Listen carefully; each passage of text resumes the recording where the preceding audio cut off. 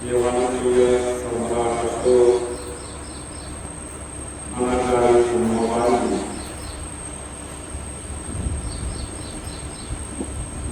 Buddhist society of India Bharatiya Bauddha महासभा या भारतीय संस्थेचे संस्थापक बहुजन नेता महामानव अध्यक्ष या महामानवांना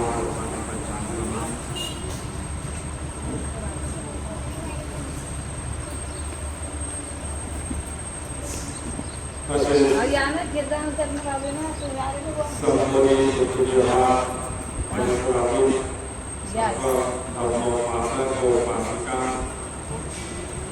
सर्व धार्मिक सर्वांना माहितीपूर्वक नमस्कार देते. आज आपला बुद्ध जगामध्ये आणल्याप्रमाणे प्रत्येक रविवारी चालत असलेले बुद्धवंदना धर्मसंस्कार वर्ग याचा मसला असतात. आपण गेले करता आपण बहुसंख्येने या घटनामध्ये अनेक लोक येतील. आपल्यानंतर हा काळा कंटिन्युअसली सुरू असणार. मी जरी नसतो तरी आपली बुद्धवंदना कायम आपण वैभव काळाची मनाने छोटे मीटिंगला माझ्या दिवशी वेळ मिळत नाही. तरी आपण धीरे जसे बुद्धवंदना असेल त्या पद्धतीने आपण म्हणत आपण पुढे जाणार. आपण एका महिन्यानंतर वर्षवासाच्या काळामध्ये शक्यतो आपण खूपच संपन्नित असलेला भरपूर याचा वर्षवास घेण्याचा प्रयत्न आपण करणार आहोत. आणि त्या 3 महिन्यापर्यंत आपण बुद्धिस्ट सोसायटी ऑफ इंडिया तथा भारतीय बौद्ध महासभा या माध्यमातून वर्षवास मालिका राबवणार आहोत. ही प्रत्येक रविवारी असणार आहे आणि प्रत्येक रविवार या ठिकाणी असणार. ब्रह्मसंस्कार वर्गाच्या सोबत प्रत्येक रविवारच्या दिवशी येणारे शिक्षक आपण या ठिकाणी उपस्थित करणार. वर्षवास मालिकेमध्ये आणि जनरली ज्यावेळी वर्षवास मालिका असेल त्यावेळेस आपण अनेक प्रकारचे असले मग ते कोणी उपासक असेल उपासिका असतील हेतू संघ असेल त्यानंतर कल्याणयंत्र असतील अशा अनेकांना आपण या ठिकाणी पाठवण करणार आहोत. प्रत्येक आठवड्याला हे देखील या ठिकाणी तर येणारच म्हणून त्यासोबत आपली उपस्थिती असणं अत्यंत आवश्यक आहे. अगर आपल्याला धर्माचा लाभ कधी घ्यायचा असेल तर आपण आपल्या परिवारासहित मुलं असतील मुली असतील सून असतील नातू असतील या सर्वांना आपण यामध्ये आठवड्यातून एकदा तरी आपण आनंद दिला पाहिजे. कारण की तो दिवस आपल्यासाठी महत्त्वाचा असतो. अगर तुझे जो संस्कार शिकले जातील तर पुढे ते संस्काराप्रमाणे जीवनामध्ये त्यांच्या जीवनात तो संस्कार उत्पन्न होतो. कधीकधी यापैकी आपल्याला ऐकण्यासाठी मिळतात की त्या जीवनामध्ये काय आहे. आमचे मुलं अभ्यास करतात, आमचे मुलं शिकतात, त्यांच्यावर वेळ नाही. ज्या लोकांचे ज्या उपासकांचे मुलं कधीच यायला आले त्यांनी रामदेव त्या व्यक्तींना ठेवले कधी याला ते प्रभावी दाखवले नाही. त्या शहाणे झालेले चांगले प्रकृत झालेले आज जाऊन त्यांच्या घरातील दिवस आई वडिलांना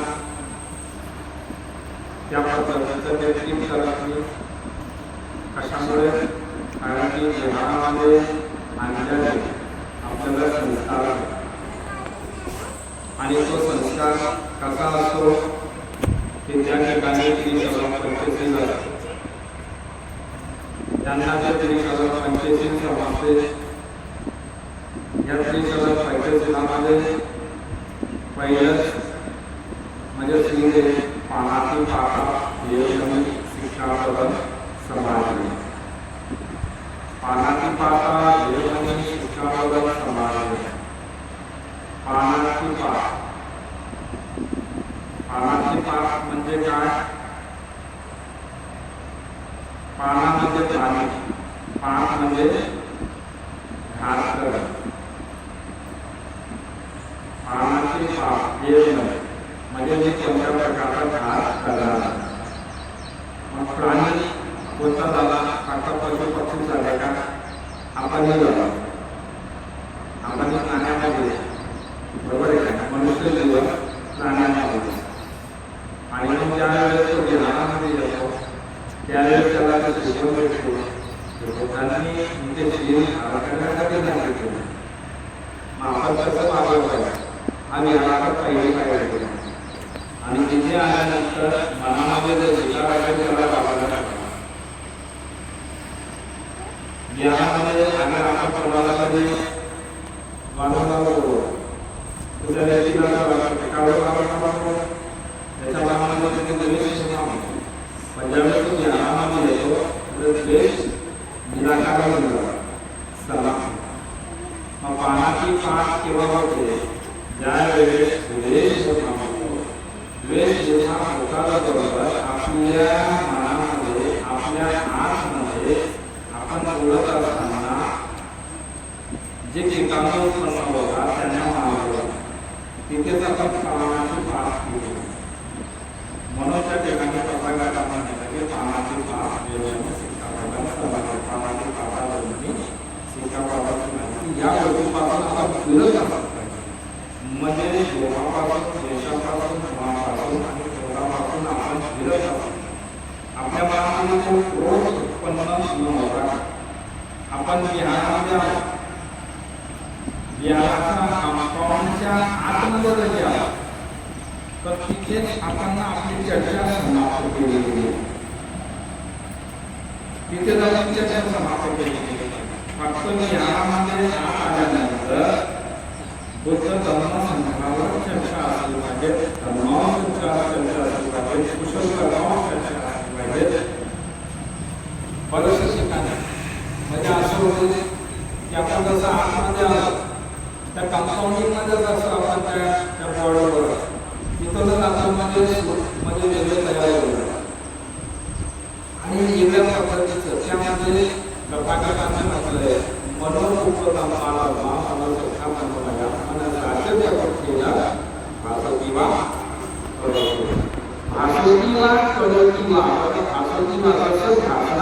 पाण्याची सगळं आणि ते मला भासवती बरोबर म्हणजे तर बरोबर आहे का? भासवती म्हणजे आपण जसं भासवणार आहे तसंच होतं. तसंच होतं. मग पण फेल मग कसं आलं कधी झालं आपण कुठला तरी सोड निर्माण केला. अरे मी तसं केलं, यांनी असं केलं पाहिजे, त्यांनी तसं केलं पाहिजे, की असं ऐकत तो ऐकत तो असा बोलतो. ह्या गोष्टी मनामध्ये उत्पन्न जे झालेले आहे पट दूषित होतात. मन काय झालं जे पण म्हणतात मी म्हणत एक आकार बसायची मन दूषित आणि मन दूषित कशा पद्धतीचं होते तर पुढे तथागत म्हणतात काय म्हणतात तथागत चक्कलपदे पाप कशा पद्धतीने मागे लागते अकुशल कर्म कसं मागे लागते. जसं बैलाच्या मागे शाख असते. बैलाच्या मागे शाख असते का नाही असं मागे लागतो. कोणत्याही गोष्टी का लागतो आपण पुण्यकर्म केलेला आहे संपला विषय. तो विषय संपला त्याच्यावर वारंवार लक्ष दिलं पाहिजे. अकुशल कर्म केलंय, पाप कर्म केलेलं आहे ना, त्याच्यात वारंवार भाष्य झालं पाहिजे. वारंवार त्या गोष्टीला अगर आपण त्या गोष्टी निर्माण केल्या मनामध्ये त्या गोष्टी निर्माण होते आणि पटवृत्तीनं मन जसं कळतं मग जसं भागवतो तसं होते. म्हणून त्या ठिकाणी प्राणाची धार आणि ज्यावेळेस तो आतमध्ये येतो आणि शिक्षा ज्यावेळेस धारण करतो, या घटना ज्यावेळेस शिकवल्या जातात त्यावेळेस तो बोधकृत होतो, त्याला अमृत बोध निर्माण म्हटलं जाते.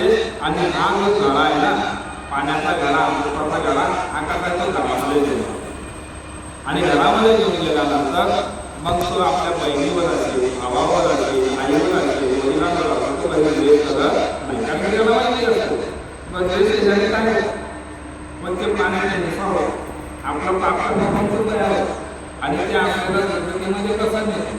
हे संपूर्ण दुर्गतीचे कारण आपल्याला यामध्ये धर्मदेशाच्या माध्यमातून शिकवले जातात. मग आपल्या परिवाराचे लोक कधी आहे ज्ञानामध्ये कधी गेलेले तर त्यांना या सगळ्या गोष्टी लक्षात येतात आणि मग तो संसारिक जीवन व्यवस्थित वगैरे चालतो, त्याचा परिवार व्यवस्थित चालतो. पानाच्या पाठामध्ये 3 प्रकारच्या गोष्टी सांगितलेल्या आहेत. त्याला 3 कोटी उपदेश म्हटला गेला. पानाची पापाच्या शिकापदाला कोटी उपदेश म्हटला गेला आणि 3 प्रकार वेगवेगळ्या पद्धतीने सांगितले. हे 3 प्रकार आपण वेगवेगळ्या पद्धतीने ते पण पुढे आहे आहोत. कारण की आज पौर्णिमा आणि या पौर्णिमा आपल्याला ज्या गोष्टी आपल्याला लक्षात आल्या गेल्या पाहिजे की प्रत्येक पौर्णिमा असते ही मोसत पौर्णिमा. त्यामध्ये अमावस्या येते आणि 2 अष्टमी येते, बरोबर. याला मोसत दिवस म्हणतात. आणि या 4 गोष्टीमध्ये आपण या 4 गोष्टी ज्या असतात या 4 आठवड्यावर एकदा आलेलं पण आपण ना बघायचं. आता आपल्या रूममध्ये कॅलेंडर ठेवलेले त्यांनी आपण प्रकारे कॅलेंडरवर काढायला आपण घ्यायची ते आपण सर्वांना वाटवतो. त्यामध्ये उपोषण पण दिलेले आणि हे जे उपोषण आहे हे उपोषण आपल्याला काय करायचं धारण करायचं. मग उपोषण धारण कसे केले गेले पाहिजे. पौर्णिमेच्या दिवशी धारण कसं केले गेले पाहिजे. आपण काय करतो, आपण डायरेक्टली उपवास म्हणतो आणि उपवास म्हटला की मग उपवासाला कसं असते, सकाळी उपवास पकडायचा आणि दिवसभर साबुदाणा काय याला म्हणतात उपवास. आणि संध्याकाळी पोळी असेल, भाकर असेल, बरोबर, प्लेट ठेवायची, लावण्यामध्ये पाणी टाकायचं, भाकर ठेवायची, त्याच्यावर अंगाने वगैरे टाकायचं, सूप लावायचं, बरोबर काय. याला म्हटलं जातो उपवास. याला काय म्हणतात उपवास. उपोषण प्राचीन काळापासून चालत आलेला आहे, हजारो वर्षापासून चालत आलेला आहे, अनेक बुद्धांपासून चालत आलेला आहे, जे 28 बुद्ध होऊन गेले तेव्हापासून चालत आलेले आहे. 28 युद्ध होऊन गेले तेव्हापासून चालत आलेले आहे. मग या उपवास किती प्रकारचे उपवास होते. 3 प्रकारचे उपवास सांगितलेले तथागतांना. 3 प्रकारचे उपवास सांगितलेले आणि हे 3 प्रकारचे उपवास इतके महत्वाचे की त्याचा अभ्यास तुम्ही नागरिकांनी केला तर तुमच्या लक्षामध्ये. तर 3 प्रकारचे उपवास आपण पुढील प्रमाणे सांगणार. पण उपवास कसं धारण करायचं, सकाळी मॉर्निंगला लवकर उठल्यानंतर पांढरे वस्त्र परिधान करायचे. आपल्या समोर तुम्ही आल्या की दिवस दिवा लावायचा, पुष्प टाकायचे, अष्टशील धारा, 8 शील धारा करावा लागतात. आता डायरेक्ट उपवास बघायला, आता डायरेक्ट उपवास बघायला. तर 8 प्रकारचे आपल्याला काय करावं लागतात. 8 प्रकारचं आपल्याला काय करावं लागते, उपवास आणि शील धारण करावं लागते. मग ते 8 प्रकारचं शील कोणतं आहे तर आपल्या पुस्तकामध्ये दिलेलं आहे. ते 8 प्रकारचे शील पण तुम्हाला सांगितलेलं आहे, त्याला आपण वाचून घ्यायचं. भिक्षू कधी असला की ते याचना करायची अखंड मक्त उपोषाचं सिंधन येतनी बनते. म्हणजे आपल्याला हे उपोषण म्हणजे किंवा अष्टशील धारण करते बनते. मला कृपा करून अष्टशील मला द्या. आपण इथे मुलीने बदल नापावड पंजाबीचं महासभेत यांचा महान मंत्री इकडं काय चाललं त्यांचाही वचवाद इथे घेतला. साधी गोष्ट नाही, त्याचा वचवाद मिळतच नाही, पण आपण नाही घेतला आहे. त्याच्यानंतर आपण संतरत्न भक्ती जे आहेत त्याचे 2 वचवाद घेतले, 2 वचवाद घेतले. आणि सगळ्यात महत्त्वाचे की आपल्या संतविचाराला पूर्ण उत्तरेवरून लाभलेले म्हणजे आपण पुस्तक या इतिहासात. तर या सगळ्या गोष्टी सांगितल्या जाते. उपोषणामध्ये 11 आणि 12च्या आतमध्ये 12 वाजेपर्यंत आपल्याला जेवण करावंच लागतं. आपण बोलतो नाही जाऊ द्या 1-2 वाजेला करू, संध्याकाळी उपवास सोडून उपोषण नाही, दूषित कर्म होत आहे. 11-12च्या आतमध्ये 12 वाजेपर्यंत म्हणजे आपण भोजन करू शकतो. आणि संध्याकाळच्या वेळेस 12च्या नंतर दुधाची चहा पण ठेवा लागते. तीळ दाणा दातावर फोडला जात नाही. संध्याकाळच्या वेळेस आपण बिना दुधाची चहा म्हणा, मध म्हणा, ज्यूस म्हणा हे पिऊ शकतो. आलं लक्षामध्ये. पण अशा दाताने चावणारे परत फोडले जाते. दुसऱ्या दिवशी सकाळी उठून आंघोळ करून त्रिशरण पंचशील म्हणावंच लागतं. सकाळमध्ये आपण म्हटलं की संध्याकाळी झालं बा सकाळ झाली झालं असं नाही, उपवासच सुटत नाही. जसं आपण म्हणतो ना ग्रहण सुटत आहे ना, बरोबर आहे का? तसं या गोष्टी उपवासच सोडायचा असेल तर आपल्याला त्रिशरण पंचशील घेणं अत्यंत आवश्यक आहे. आणि त्रिशरण पंचशील वगैरे घेतलं तर मग आपलं उपवास मुक्त होते. आणि तिथून ज्या टायमाला आपण त्रिशरण पंचशील घेतला तिथून 24 तासाला आपल्याला पूर्ण पवित्र जीवन जगावं लागते. आणि मग त्याच्यानंतर बघा ना आपल्या प्रक्रिया सगळ्या गोष्टी दिनचर्या या सगळ्या गोष्टी सांगाव्या लागतात. तर या धीरे आणि याचा प्रभाव काय होत असतो की आपल्या घरामध्ये आपल्या परिवारामध्ये पण आपली एक ख्याती निर्माण होते आणि एक रंग निर्माण होते. म्हणून आज आपण इथे आपण आपण सुरुवातीला बुद्धवंदना वगैरे घेतली. बघा किती चांगलं कुशल कर्म केलं. पानाचे म्हणजे पानाचे पाताव्यामध्ये शिखापदात समाधी आहे याचं थोडंसं आपण समजून घेतलं. त्यामध्ये आपण बुद्धवंदना, धम्मवंदना, संघवंदना वगैरे घेतोय. त्याच्यानंतर आपण मोदी पूजा घेतली. इथे तथागत 7 सप्ताह बसलेले होते त्याची एक पूजा आहे. दाता जातो बुद्धांचा जो दात असतो आजही तो आपल्या या देशामध्ये म्हणजे मजूर आहे. बुद्धांचा संघटनेमध्ये बुद्धांचा जो दात आहे त्याची पूजा केली जातात. त्याला आपण बघू शकतो.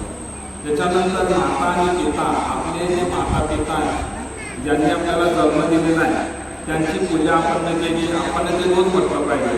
जसं महाराज वगैरे करतो म्हणजे जे आहे 10 महिने 9 महिने 10 महिने आपल्याला त्यामध्ये आपल्या पोटामध्ये ठेवलं त्या माताला नमन केलं पाहिजे, पिताला नमन केलं पाहिजे. ही पूजावंदन आपण या ठिकाणी म्हणजे करत आहोत. त्याच्यानंतर आपण ध्यान साधना केली. आज 5 मिनिटाची केली, पुढे आपण 10 मिनिटाची करला, 15 मिनिटाची करला. अशा पद्धतीने धीरे धीरे आपण साधना पण म्हणजे वाढवणार धीरे धीरे. म्हणजे आज आपला वर्ग आहे जे आपण शिकतोय जे आपण धारण करतोय ते स्वतःवर आहे. आता आपण ज्यावेळेस येतो तर आपण काय करायचं एका दिवसाआधी यामुळे आपल्या झाडांना फुलं कधी असते तिथे फुलामध्ये कधी आणले त्या फुलांचे महत्त्व म्हणजे तुम्हाला सांगितलं जातं. कारण की जगामध्ये कोणत्या तरी देवाला आम्ही फुलं वाढलं जात असेल ना तर त्याची सुरुवात फुलांपासून झाली.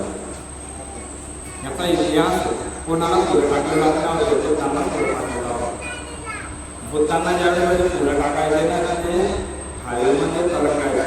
आपण कसे तरंगत होते कशा पद्धतीने त्या फुलाची चावल बनवत होती आता पण एक वेगळा हे पण आपण समजून घेऊ. थोडी धीरे या सगळ्या गोष्टी.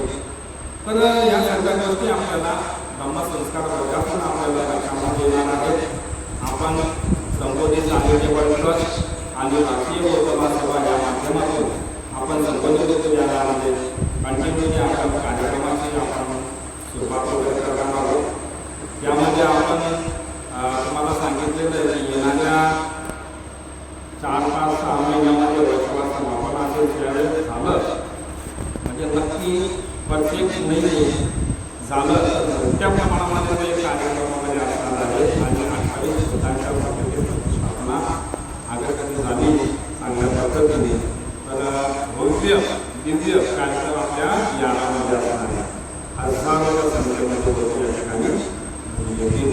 त्या पद्धतीने आपण आजपासून या संबोधित होतो यामध्ये आपण तो संकल्प घेऊ आणि तो कार्यक्रम कशा पद्धतीने होणार त्याचं नियोजन आणि 28 लोक त्या बुद्धांच्या मूर्त्या कशा दान करतील आणि आपल्याला करायचं असलं त्या ठिकाणी शिलालेखवर त्यांचं मला नाव येणार आहे. एका व्यक्तीला म्हणजे तो 25 ते 30,000 म्हणजे खर्च जाणार. फक्त त्याचा हिसाब एक पैशाचा हिसाब किताब म्हणजे आपल्याजवळ असणार आहे.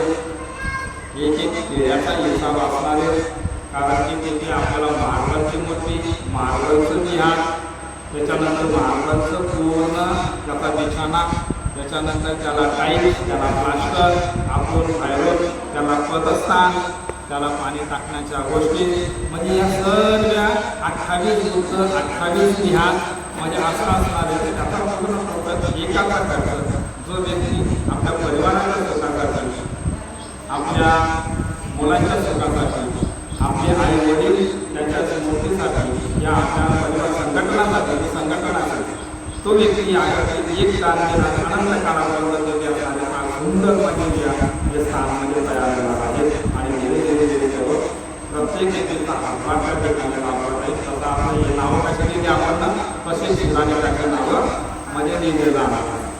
ठीक आहे. तर ह्या पद्धतीने आपण करणार आहोत. येणाऱ्या वेळेस आपण हा संपूर्ण कार्यक्रम वगैरे करू. आज पुढे आपण या धम्मसंस्कार वर्गाच्या माध्यमातून आपण येथे सर्वांना आवाहन करतो की आपण प्रत्येकाकडे जाऊन मैत्रिणी आपण याचे हँडल पण आणलेले की प्रत्येक रविवारी आपला प्रोग्राम कशा पद्धतीने होणार आहे ते छापून घेतलेले आहे. तुम्हाला कोणाला देता आले त्या पद्धतीने त्याचे पूर्ण वाटामध्ये ते वाढवून देणार. आज येथे उपासिका संघ व तसेच आपले लायब्ररी ताई यांनी ते लहानपणांनी बनवून त्यांच्याकडनं आपण साधुवाद करूया. साधू साधू साधू. आपण सर्व पुन्हा हात जोडून बसा. आपण सर्वजण एका सोबत एक गाथा म्हणू.